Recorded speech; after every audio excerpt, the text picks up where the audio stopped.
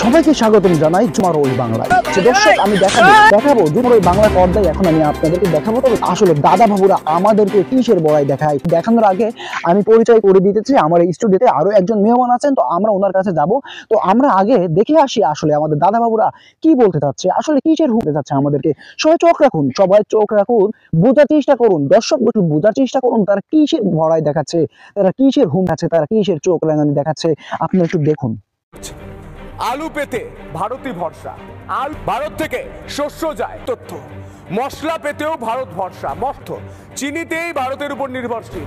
যে পোশাক পরে ভারতের পতাকার উপর আপনি দাঁড়িয়ে থাকছেন, ভারতের পতাকা অবমাননা করছেন, সেই পোশাকটাও ভারত থেকে। দর্শক, এই বিষয়ে আমরা কথা বলবো। আমরা সরাসরি চলে যাব আমাদের মেহমানের কাছে।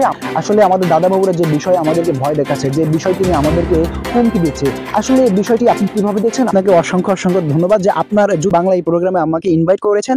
আর আপনি যে প্রশ্নটি আমাকে করেছেন যে দাদা বাবুরা যে আলু পেঁয়াজ লবণ ইটিছে আমাদেরকে দিবে না, যে দাদা বাবুরা যদি আলু পেঁয়াজ লবণ এইগুলো যদি আমাদেরকে না দেয়, তার মানে এই নয় যে দাদা বাবুরা তাদের দেশের মানুষকে না খাইয়ে আমাদের দেশের মানুষদেরকে খাওয়াচ্ছে। বিষয়টি কিন্তু এরকম নয়।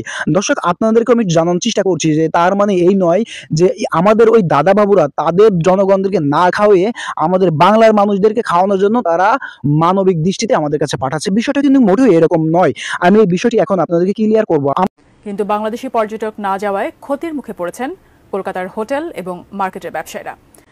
আমরা এখান থেকে কি বুঝতে পারছি যে দাদা বাবুরা তার মানে তাদের দেশের চাহিদা মিটিয়ে যে অবশিষ্ট যে প্রোডাক্টগুলো আছে, অবশিষ্ট যে মালগুলো আছে, সেইগুলো কিন্তু আমাদের কাছে ওরা দ্বিগুণ মূল্যে ব্যবসা করে নিয়ে যাচ্ছে। এই বিষয়টি আপনাদেরকে মাথায় রাখতে হবে এবং আমাদের দেশের প্রত্যেকটা জনগণের কাছে এই বিষয়টি মাথায় রাখতে হবে। যারা ভাবছেন যে ইন্ডিয়া যদি আমাদেরকে এইগুলো না দেয় তাহলে আমরা তো না খেয়ে মরব, বিষয়টা কিন্তু এরকম নয়।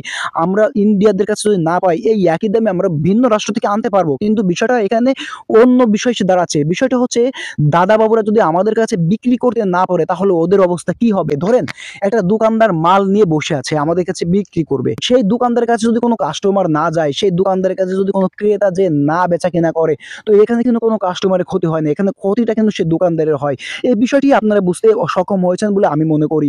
ঠিক তেমনি ভাবে দাদা বাবুরা যদি আমাদের কাছে এই মালগুলো না বিক্রি করতে পারে, তো আমাদের দেশের থেকে দাদা বাবুরা আরো বেশি ক্ষতির মুখে হবে। বিষয়টি আপনারা ক্লিয়ার ভাবে বুঝতে পেরেছেন বলে আপনাকে অসংখ্য ধন্যবাদ। আমরা আবারও আসছি আপনার কাছে, আমরা কিছুক্ষণ পরে আপনার কাছে ফিরবো।